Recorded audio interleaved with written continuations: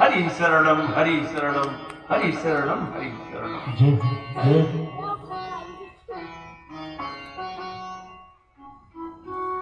16 वर्ष की उम्र है, सुखदेव भगवान की नंग धड़ंग रहते हैं, राधे निर्विकार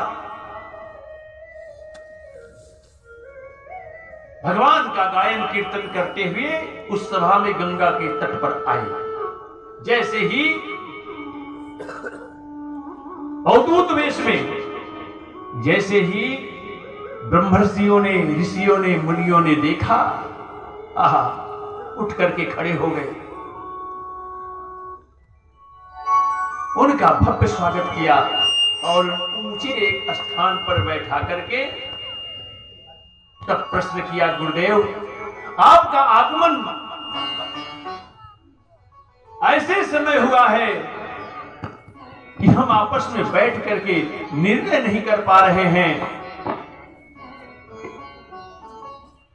सारी बात बताई, हमें क्या करना चाहिए। तब सुखदेव जी महाराज कथा प्रारंभ करते हैं, भागवत कथा। भागवत कथा माने भगवान की कथा। आज है इसी कथा को गोकर्ण जी ने सुनाया था धुंधकारी को, और जिस समय ये कथा, इसी कथा को सनक सनंदन सनत कुमार ने सुनाया था नारद या ऋषियों को हरिद्वार के तट पर। जिस समय कथा प्रारंभ होते ही उस समय स्वर्ग से सारे देवता दौड़ करके आए और अमृत का कलश लेकर के आए, अमृत का है? किस लिए भैया आए हो? देवताओं ने कहा महाराज इसमें से अमृत आप लोग कुछ ले लीजिए, मैं बांट दे रहा हूं, लेकिन कथा सुना दीजिए हमें खाली। आप कल्पना करो, अमृत कथा के बदले वो अमृत दे रहे हैं? इसलिए दे रहे हैं कि कथा हमको भी सुनने को मिल जाए। ये आज आप जहां बैठे हैं, ये कोई मामूली जगह नहीं है। जिस दिन इसका हिसाब होगा वहां है, उस दिन आपको समझ में आएगी कि हम जो 1 घंटा 2 घंटा उस कथा पंडाल में बैठ करके भगवान की कथा श्रवण किए थे, उसके बदले में हमें क्या मिला।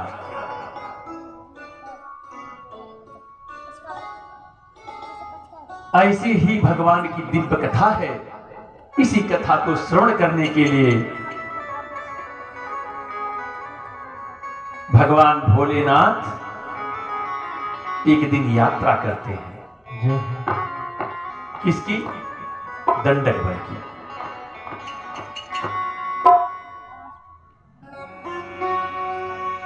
गोस्वामी जी ने लिखा, राधे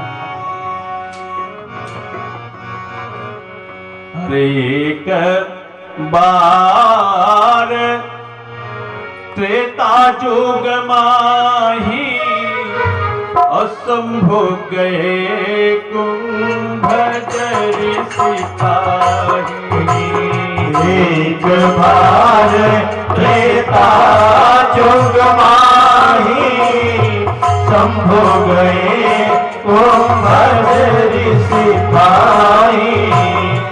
एक बार त्रेता जुग माही संभो गए कुंभजर सिपाही। एक बार त्रेता जुग माही संभो गए कुंभजर सिपाही।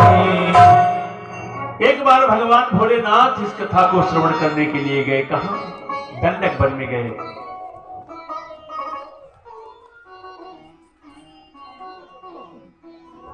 और किस महात्मा के यहां गए कथा सुनने के लिए? उनका नाम है कुंभज।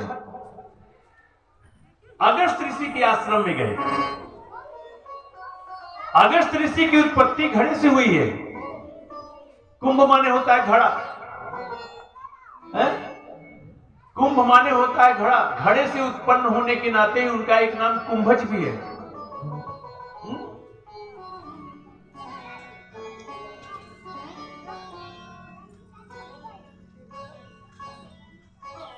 आप कल्पना करिए, कथा सुनने के लिए कुंभ भी नहीं, कुंभ का बेटा और भगवान शंकर हैं चरित सिंधु गिरिजा रमन, वेदन पावहि पार। भगवान भोलेनाथ, भगवान शंकर हैं अथाह समुद्र सागर,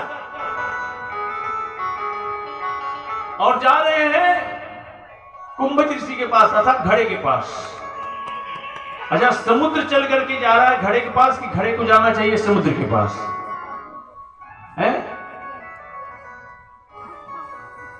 यही कला है? यही कला है जो समुद्र को भी घड़े में समेट ले है? जो समुद्र को भी घड़े में समेट ले है? यही तो ज्ञानियों का लक्षण है।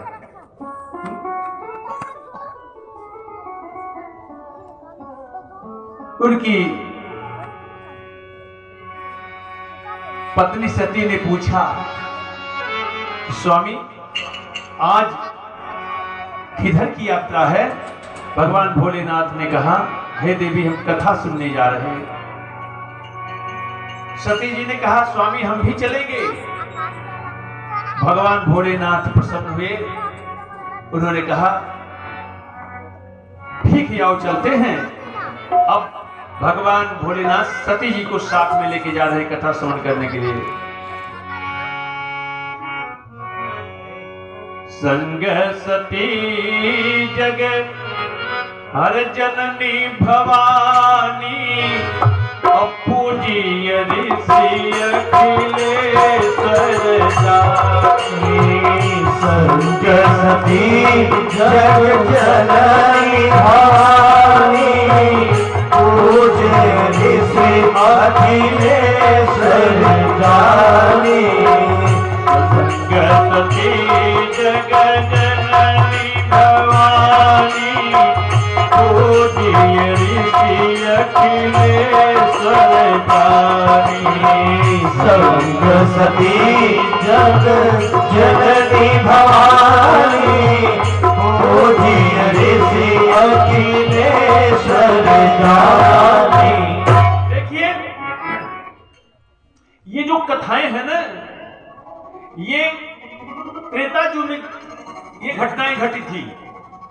ये त्रेता युग की घटना है, लेकिन ये घटना जो त्रेता में घटी थी, आप अपने जीवन से यदि जोड़ करके देखेंगे तो ये घटनाएं हमारे आपके जीवन में आए दिन घटती रहती हैं।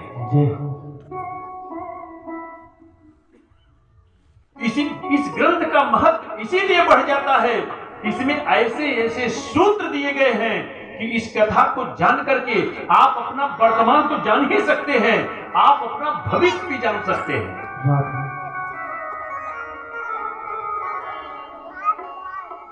इसलिए आप इस सूत्रों को पकड़ करके देखिए। भगवान शंकर, भगवान भोलेनाथ कथा श्रवण करने के लिए जा रहे हैं दंडक वन। ये दंडक वन त्रेता में ही नहीं है, ये दंडक वन हमारे आपके शरीर में भी है। इस दंडक वन को आप समझिए कि ये दंडक कौन सा है। सूत्र दिया गोस्वामी जी ने,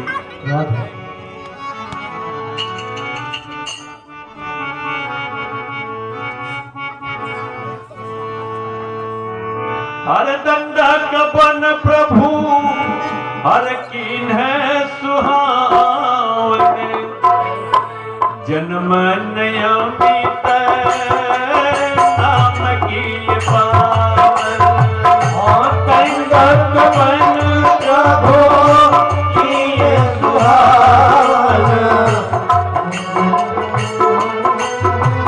श्री राम जय राम जय जय राम। श्री राम जय राम जय जय राम। दंडक वन प्रभु कीन है सुहावन, जन्म नयमित